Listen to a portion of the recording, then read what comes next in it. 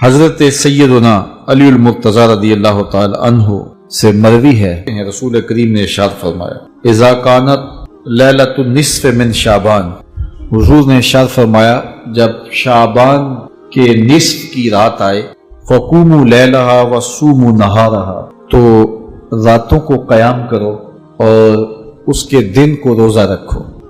فإن اللہ تعالی ینزل فیہا لغروب الشمس الی سماء الدنیا، اللہ تعالیٰ جل شانہ نزول اجلال فرماتا ہے غروب شمس کے ساتھ ہی پہلے آسمان پر، فیقول، اور ارشاد فرماتا ہے کوئی ہے مجھ سے بخشش مانگنے والا میں اس کو بخش دوں، ہے کوئی مجھ سے رزق طلب کرنے والا میں اس کو رزق دوں، ہے کوئی مصیبت میں پھنسا ہوا میں اس کی مصیبت دور کر دوں، ہے کوئی اس مصیبت میں پھنسا ہوا ہے کوئی اس ضرورت کا حامل، تو یہ اللہ تعالیٰ ارشاد فرماتا رہتا ہے یہاں تک کہ فجر طلوع ہو جاتی ہے، تو طلوع فجر تک اس رات کو اللہ کی رحمتیں آواز دیتی ہیں۔ آج کی بابرکت شب نور، شب برات کے نام سے معروف اور مشہور ہے۔ اس بابرکت شب کے دامن میں اتنی برکتیں اور اتنی رحمتیں ہیں کہ اللہ جل شانہ گناہ گاروں کو جہنم کی آگ سے آزاد فرما دیتا ہے۔ ام المومنین سیدہ طیبہ طاہرہ سیدہ عائشہ صدیقہ رضی اللہ تعالی عنہا فرماتی ہیں ایک دن میں دیکھا کہ حضور میرے حجرہ میں نہیں ہیں، تو میں حضور کو تلاش کرنے نکلی۔ جنت البقیع میں آسمان کی طرف سر اٹھائے حضور اللہ سے التجائیں کر رہے تھے۔ مجھے دیکھا تو ارشاد فرمایا عائشہ کیا تم نے یہ سمجھا کہ اللہ کا رسول تم سے زیادتی کرے گا؟ فرماتی ہیں میں نے عرض کی یا رسول اللہ صلی اللہ علیہ وسلم میں یہ سمجھا شاید آپ کسی زوجائے محترمہ کے حجرہ میں تشریف لے گئے ہیں۔ فرمایا آج لیلۃ النصف من شعبان، شعبان کی 15ویں رات ہے، درمیانی شب ہے۔ اس رات کو اللہ تعالی جل شانہ آسمان دنیا پہ نزول اجلال فرماتا ہے اور قبیلہ بنو کلب کی بکریوں کے بالوں سے زیادہ لوگوں کو جہنم کی آگ سے آزاد کر دیتا ہے۔ قبیلہ بنو کلب عرب کا بہت بڑا قبیلہ تھا جو بھیڑ بکریاں پالتے تھے اور لاکھوں کی تعداد میں ان کی بکریوں اور بھیڑوں کے ریوڑ تھے، تو اس قبیلے کی بکریوں کے بالوں سے بھی زیادہ گناہ گاروں کو جہنم کی آگ سے آزاد کر دیا جاتا ہے۔ تو یہ وہ بابرکت شب رحمت ہے، شب نور ہے، جس کے دامن میں اتنی برکتیں ہیں کہ کوئی محروم نہیں رہتا۔ صرف وہ بد نصیب لوگ جو شرک میں مبتلا ہیں، جو سخت کینہ پرور ہیں، جو قطع رحمی کرتے ہیں، قاتل ہیں، عادی شرابی یا بدکار ہیں، انہیں اس مبارک رات میں محروم رکھا جاتا ہے، ورنہ اللہ کی رحمتوں کا عموم اس بابرکت راتوں میں اس قدر ہوتا ہے کہ کوئی گناہ گار جو اس کے حضور ہاتھ دعا کے لیے اٹھاتا ہے اور اپنا دامن پھیلا کے اس کی رحمتیں مانگتا ہے، اسے محروم نہیں رکھا جاتا، بلکہ اللہ سب گناہ گاروں کو جہنم کی آگ سے آزاد کر دیتا ہے۔ ایک روایت میں آتا ہے کہ اللہ لیلۃ النصف من شعبان، شعبان کی 15ویں رات کو آسمان دنیا پہ اپنی رحمتوں سے جلوہ گر ہوتا ہے اور فرماتا ہے کوئی رزق مانگنے والا میں اس کی جھولیاں بھر دوں، ہے کوئی مغفرت طلب کرنے والا میں اس کے گناہ معاف کر دوں، ہے کوئی مجھ سے عافیت مانگنے والا میں اس کو عافیتوں سے نواز دوں، ہے کوئی فلاں چیز مانگنے والا ہے کوئی فلاں چیز مانگنے والا، اس کی رحمتیں آواز دیتی ہیں اور یہ آواز غروب آفتاب سے لے کر کے طلوع فجر تک مسلسل بندوں کو دی جاتی ہے، اور بندے اس کے حضور اگر دستے طلب دراز کریں، اپنی جھولی پھیلائیں، تو اللہ تعالیٰ ان کو ان کے مانگنے سے بھی زیادہ عطا فرماتا ہے۔ اس امت کو اللہ تعالیٰ نے اس طرح کی راتیں دے کر کے مغفرت، بخشش، غفران اور رحمتوں کی فراوانی نصیب کی ہے۔ میرے حضور نے ارشاد فرمایا، ایک شخص صبح سے لے کے ظہر تک مزدوری کرتا ہے، اس کو ایک قیرات ملتا ہے۔ ایک ظہر سے لے کر عصر تک مزدوری کرتا ہے، اس کا وقت تھوڑا ہے لیکن اس کو بھی ایک قیرات ملتا ہے۔ اور تیسرا شخص عصر سے لے کر مغرب تک مزدوری کرتا ہے، اس کو 2 قیرات ملتے ہیں، جبکہ اس کا وقت دونوں سے کم ہے۔ فرمایا پہلی مثال یہود کی ہے، دوسری مثال نصارہ کی ہے، اور تیسری مثال میری امت کی ہے کہ اس کو تھوڑے عمل پر زیادہ ثواب دیا جاتا ہے۔ تو یہود اور نصارہ نے اس پہ برا منایا، تو حضور علیہ السلام نے فرمایا کہ اللہ نے ان کے اجر میں تو کمی نہیں کی، لیکن مسلمانوں کو زیادہ اجر دے دیا، تو یہ اس کی کرم نوازی ہے۔ تو یہ تھوڑے وقت کی عبادتیں اور چند راتوں کی بیداری اور مخصوص اوقات میں اللہ کے حضور عبادت و ریاضت ایک گناہگار کو کہاں سے کہاں تک پہنچا دیتی ہے، اس کے گناہوں کی معافی کا ذریعہ بھی بنتی ہے اور درجات کی بلندی کا سبب بھی۔ دیکھیے لیلۃ القدر ایک رات 1000 مہینے کی عبادتوں سے بہتر قرار پاتی ہے۔ اسی طرح دیگر مواقع ہیں کہ اللہ تعالیٰ اس امت کے لیے رکھے ہیں، رحمت رب بہانہ می طلب، اور یوں بھی پڑھا گیا رحمت رب بہانہ می طلب۔ اس کی رحمتیں قیمت نہیں مانگتی اور اس کی رحمتیں بہانہ تلاش کرتی ہیں، تو وہ اپنے بندوں کو بخشنے پہ آمادہ ہے اگر وہ اپنا دامن طلب پھیلائیں۔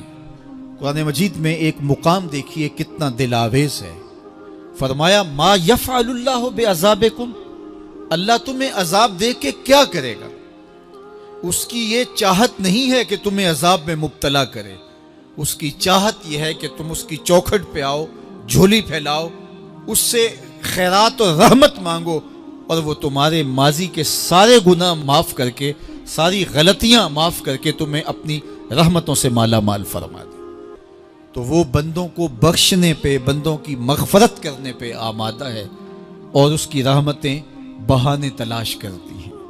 اللہ اکبر۔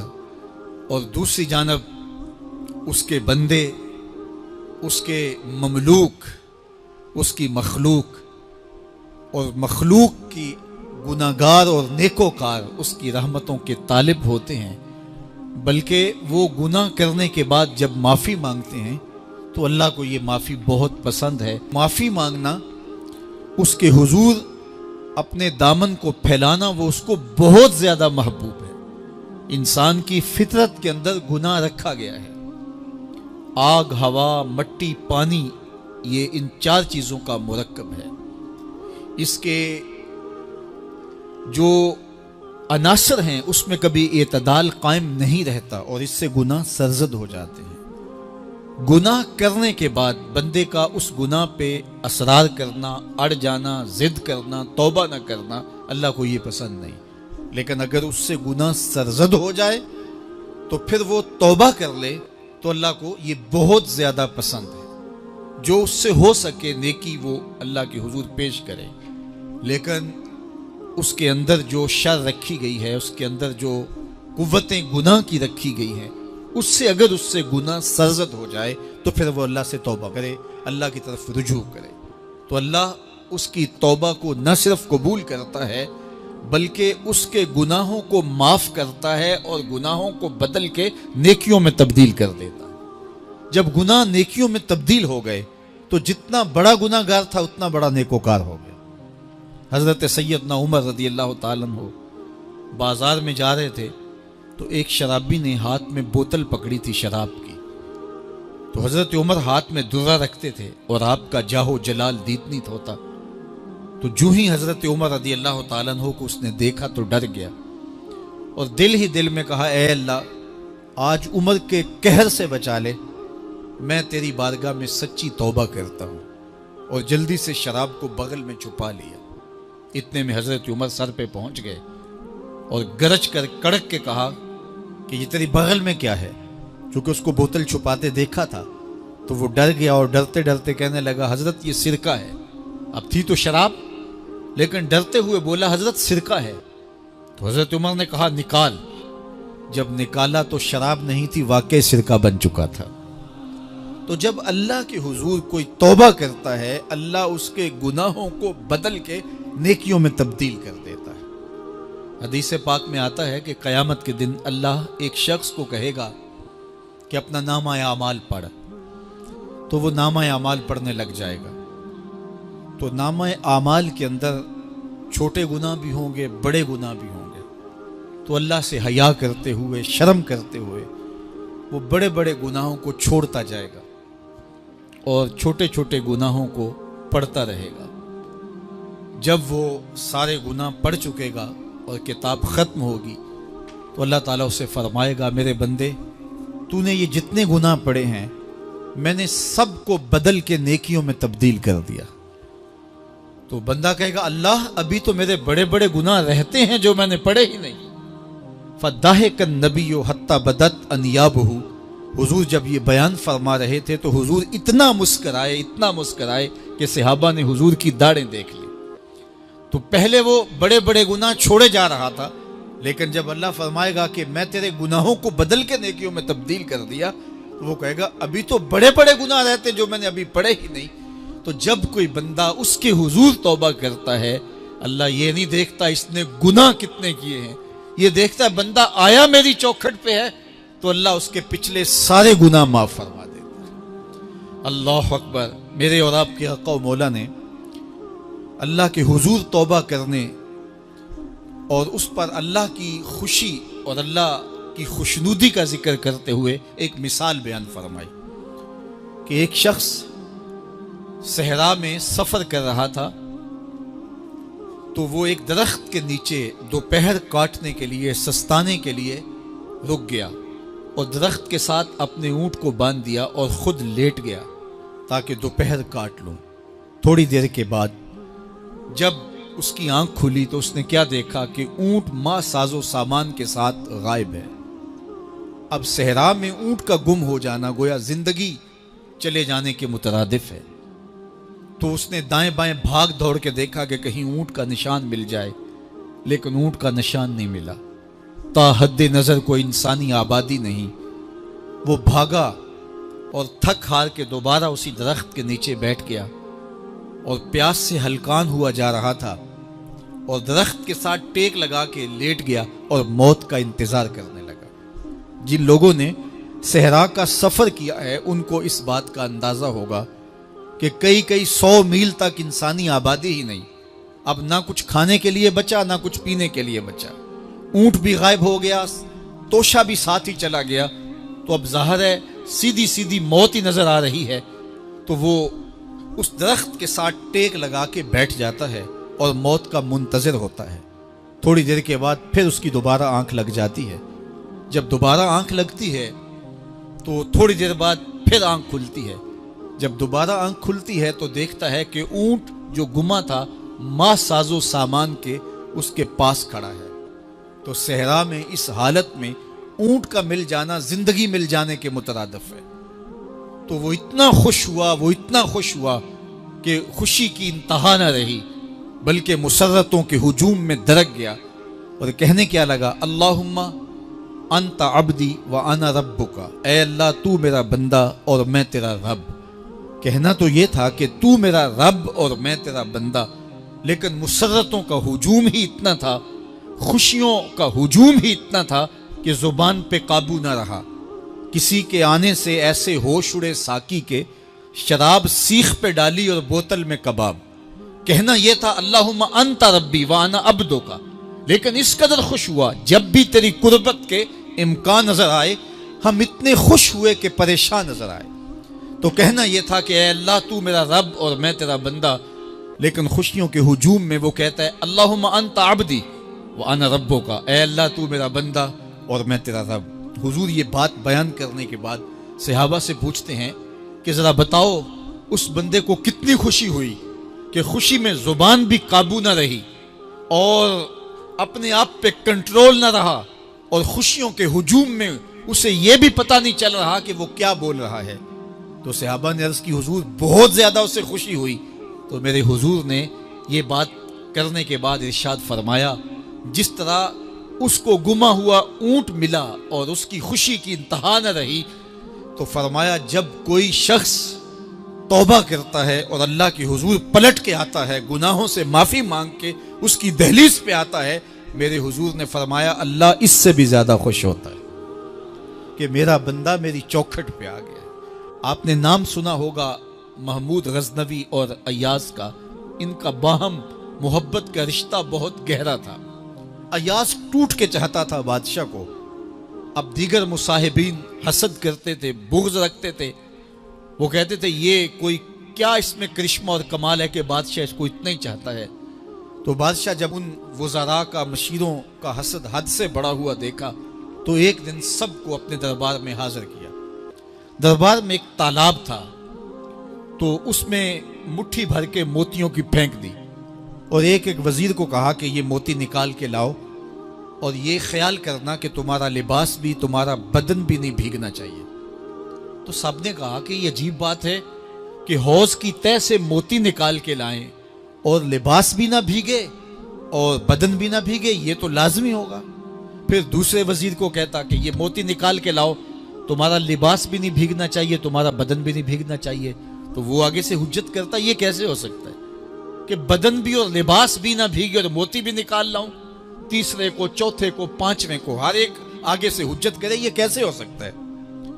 پھر ایاز آ گیا تو بادشاہ نے ایاز کو کہا کہ یہ موتی نکال کے لانے ہیں اور تمہارا لباس بھی اور تمہارا بدن بھی نہیں بھیگنا چاہیے۔ ایاز نے فوراً چھلانگ لگائی اور موتی نکالے۔ جب باہر نکلا تو بدن اور لباس پانی سے نچڑ رہا تھا، تو ایسے موتی بادشاہ کو پیش کیے اور بدن کپ کپا رہا تھا۔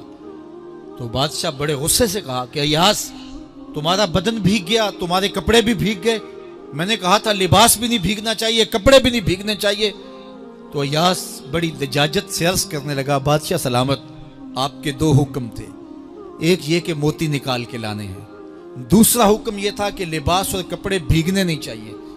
تو ایک حکم میں نے پورا کر دیا ہے، دوسرے کی معافی چاہتا ہوں۔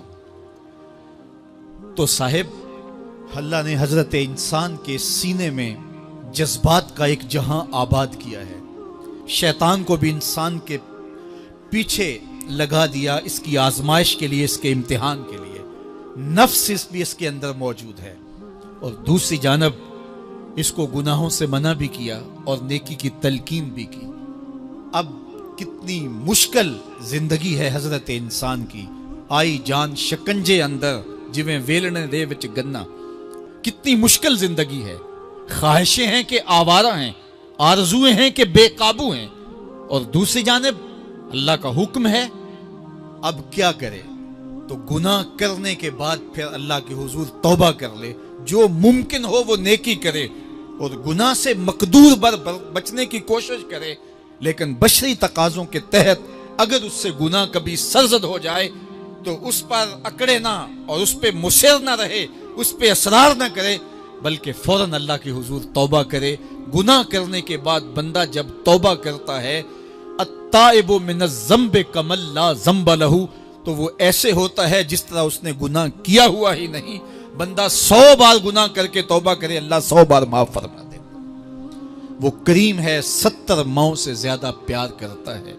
تو بندے اس کی دہلیز پہ جب توبہ کرتے ہیں، رجوع کرتے ہیں اور اس سے معافی مانگتے ہیں، تو وہ یہ نہیں دیکھتا کہ یہ گناہ گار کتنا بڑا ہے، وہ یہ دیکھتا ہے کہ یہ میری دہلیز پہ آیا ہے اور اس کے ما قبل کے سارے گناہ معاف بھی کرتا ہے، بلکہ گناہوں کو بدل کے نیکیوں میں بھی تبدیل کر دیتا ہے۔ آئیے اب قرآن مجید میں ان لوگوں کی کہانی بھی پڑھیے جو اپنی زندگی کو اپنے مالک کے نام لگا چکے ہیں، اور ان سے اگر کوئی معاملہ سرزد ہو جاتا ہے تو وہ کس قدر اللہ سے ڈرتے ہیں. والذین یؤتون ما آتوا وقلوبہم وجلہ انہم الی ربہم راجعون.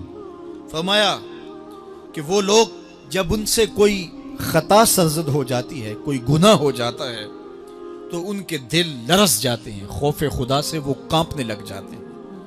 انہم الی ربہم راجعون، تو وہ اپنے رب کی طرف رجوع کرنے والے ہوتے ہیں. اگر ان سے کبھی کوئی گناہ سرزد ہو جائے، ان سے کوئی غلطی سرزد ہو جائے، تو پھر اس پہ ضد نہیں کرتے، اس پر مصر نہیں ہو جاتے، اس پر حجتیں اور دلیلیں نہیں لاتے، بلکہ وہ کیا کرتے ہیں، فوراً اللہ کے حضور رجوع کرتے ہیں اور معافی مانگتے ہیں. اور اللہ کو یہ بہت پسند ہے کہ کوئی مجھ سے معافی مانگے، اور اللہ انہیں معاف کر دیتا ہے. اللہ اکبر. حضرت عبداللہ ابن مسعود رضی اللہ تعالیٰ عنہ فرماتے ہیں کہ مومن کی یہ شان ہے کہ جب وہ گناہ کر بیٹھے تو وہ یوں محسوس کرتا ہے جس طرح پہاڑ تلے آ گیا ہے. یہ اس کی کیفیت ہے کہ گناہ کرنے کے بعد، نافرمانی کرنے کے بعد اس کا دل لرز اٹھتا ہے. وَقُلُوبُهُمْ وَجِلَةٌ، ان کے دل خوف خدا سے لرزنے لگ جاتے ہیں کہ ہم سے یہ گناہ کیوں سرزد ہو گیا، یہ تو اللہ کی ناراضگی کا سبب ہے. تو حضرت عبداللہ ابن مسعود فرماتے ہیں یوں محسوس کرتے ہیں جس طرح پہاڑ تلے آ گیا ہے، اور پہاڑ ابھی گر جائے گا اور انہیں کچل دے گا. تو وہ جلدی جلدی تلافی کرتے ہیں، توبہ کرتے ہیں، رجوع اللہ کرتے ہیں تاکہ ہمارا گناہ معاف ہو جائے. اور منافق کی مثال بھی بیان کی گئی. جب وہ گناہ کرتا ہے تو یوں محسوس کرتا ہے جیسے بدن پہ مکھی بیٹھی تھی، ہلکے اشارے سے اڑا دی.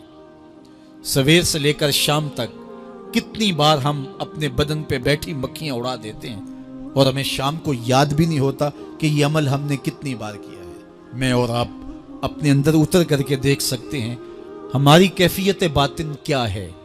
نمازیں چھوڑی، جھوٹ بولا، غیبت کی، چغلی کی، کسی کا دل دکھایا، کسی کو تکلیف دی، گالی گلوچ کیا، سب و شتم کیا، سویر سے شام تک کیا کیا گناہ کیے. کبھی خیال بھٹکے، کبھی سوچیں آوارہ ہوئیں، کبھی نگاہوں نے بدکاریاں کی، کبھی زبان نے جرم کیے، اور شام کو ہمیں یاد بھی نہیں ہوتا کہ آج ہم نے کیا کیا جرائم کیے، آج ہم نے کیا کیا گناہ کیے. اگر ہماری یہ کیفیت ہے تو یہ عملی نفاق ہے کہ بدن پہ مکھی بیٹھی اور اڑا دی. اور اگر ہماری کیفیت یہ ہے کہ گناہ کے بعد یہ محسوس ہوتا ہے کہ ہم پہاڑ تلے آ گئے اور اللہ کی ناراضگی ہم نے مول لے لیے، اور جلدی جلدی توبہ کر کے رجوع کرنے کی جانب بڑھتے ہیں، تو پھر مبارک ہو. نہیں تو مجھے اور آپ کو اپنا محاسبہ کرنا چاہیے. ہمارے دلوں پر زنگ چڑھ گئے ہیں اور ہماری کیفیت یہ ہو گئی ہے کہ گناہ کرنے کے بعد بھی ہم ڈٹے رہتے ہیں. جبکہ زندگی اصحاب رسول کی دیکھیے ان سے بھی کبھی کوئی خطا سرزد ہو جاتی تو وہ فوراً اس گناہ کی تلافی کے لیے حضور کی بارگاہ میں حاضر ہو جاتے. حضرت ابو لبابہ رضی اللہ تعالیٰ عنہ نے اپنے آپ کو مسجد نبوی کے ستون کے ساتھ بندھوا دیا اور کہا کہ جب تک میری معافی نہیں ہوگی تب تک اپنے آپ کو کھلواؤں گا نہیں. اور پھر جب ان کی بخشش کا اعلان ہوا تو پھر حضور کے ہاتھوں سے اپنے آپ کو انہوں نے کھلوایا.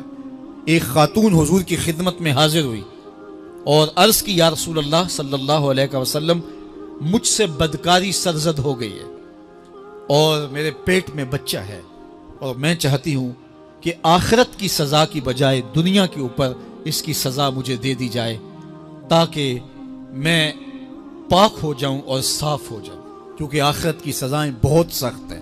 اللہ کے محبوب علیہ السلام نے جبریل امین سے ایک دن پوچھا تھا، مجھے جہنم کے عذابوں کا ذکر سناؤ.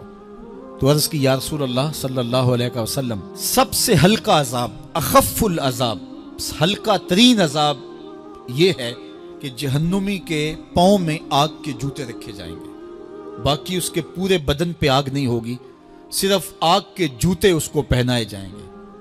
لیکن اس کی حدت، گرمی اور شدت اتنی ہوگی، یغلی منہما دماغہ، اس کی شدت سے اس کا دماغ پگھل کر ناک اور کانوں کے ذریعے سے باہر آنا شروع ہو جائے گا. یہ سب سے ہلکے عذاب کی کیفیت ہے. اور جو عذاب سخت ہیں، الیاذ باللہ، اللہ تعالیٰ قرآن مجید میں فرماتا ہے ثم لا يموت فيها ولا يحيى، اس بڑے عذاب کا ذکر کیا جو جہنمیوں کو دیا جائے گا فرمایا اس عذاب کی کیفیت یہ ہوگی بندہ نہ جیے گا نہ مرے گا. جیے گا اس لیے نہیں کہ آگے اور پیچھے دائیں اور بائیں آگ ہی آگ ہوگی، تو اس آگ میں جینا کو جینا تو نہیں ہوگا. اور مرے گا اس لیے نہیں کہ موت کو موت آ چکی ہوگی. جنت میں جنتیوں کو ایک ہی ڈر اور خدشہ ہوگا کہیں موت نہ آ جائے، اور جہنمیوں کو ایک ہی امید ہوگی کہیں موت آ جائے اور جان چھوٹ جائے.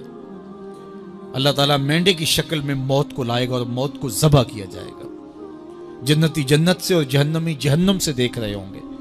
جب موت کو ذبح کر دیا جائے گا اب موت نہیں ہے، تو جنتی اتنے خوش ہو جائیں گے کہ اگر موت کو موت نہ آئی ہوتی تو یہ خوشی سے مر جاتے، اور جہنمی اتنے مایوس دکھی اور پریشان ہوں گے کہ اگر موت کو موت نہ آئی ہوتی تو یہ صدمے سے مر جاتے. تو وہ کتنا سخت عذاب ہوگا. اللہ یاز باللہ کے ہلکے ترین عذاب کی کیفیت یہ ہے کہ پاؤں میں آگ کا جوتا اور دماغ پگھل کے ناک اور کانوں کے راستے سے باہر آ جائے. تو اس نے عرض کی یا رسول اللہ صلی اللہ علیہ وسلم میرے اوپر حد جاری کر دیجئے. اور اس نے کہا کہ میرے پیٹ میں جو ہے وہ بچہ ہے.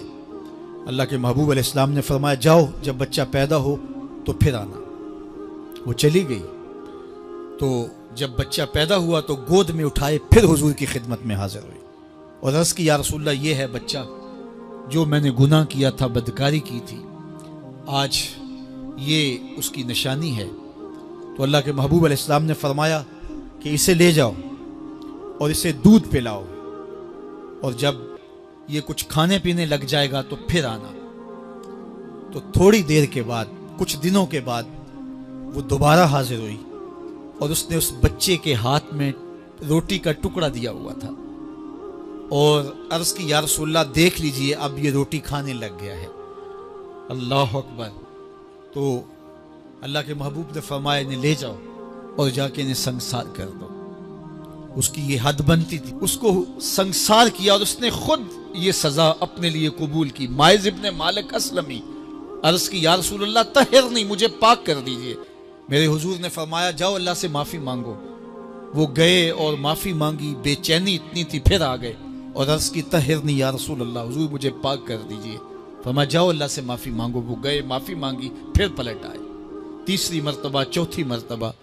آقا کریم نے فرمایا فیما اطہرک، تمہیں کہا اللہ سے معافی مانگو، کریم ہے معاف کر دے گا، تم پھر پلٹ آتے ہو، تمہیں کس جرم سے پاک کروں؟ قال من الزنا، عرض کی مجھ سے بدکاری ہو گئی ہے اور میں چاہتا ہوں کہ دنیا پر فارغ ہو جاؤں.